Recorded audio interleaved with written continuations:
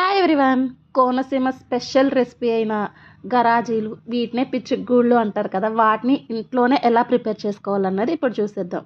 మనం స్టోర్ బియ్యాన్ని ఒక 3 to 4 అవర్స్ ముందే నానబెట్టుకొని పెట్టుకోవాలి. ఇప్పుడు వీటితో పాటు మనం ఈ బియ్యాన్ని వేసేసుకొని ఏ కప్పుతో అయితే తీసుకున్నామో దానికన్నా సగం కప్పు అయితే కనుక పంచదార, అలాగే పాలుతో వేసుకొని వీడియోలో చూపిస్తున్నాను కదా, ఈ కన్సిస్టెన్సీ వచ్చేంత వరకు పిండిని చేసుకోవాలి. స్వీట్లు ఏదైనా కొంచెం సాల్ట్ వేయాలి కాబట్టి కొంచెం సాల్ట్ చేత్తో ఇలా వేస్తారు, లేదంటే కనుక మనం జంతికలు వేసుకుంటాం కదా, దాంతో కూడా వేయచ్చు. నాకు ఆ రెండిటితో వేసే అంత టాలెంట్ లేదనమాట. బాటిల్కి అయితే ఇలా హోల్స్ పెట్టుకొని బాటిల్లో ఆ బియ్యం పిండిని అంతటిని వేసేసుకున్న తర్వాత ఇలాగ బాటిల్ని ప్రెస్ చేసుకుంటే మనకని చాలా ఈజీగా వస్తాయి అనమాట.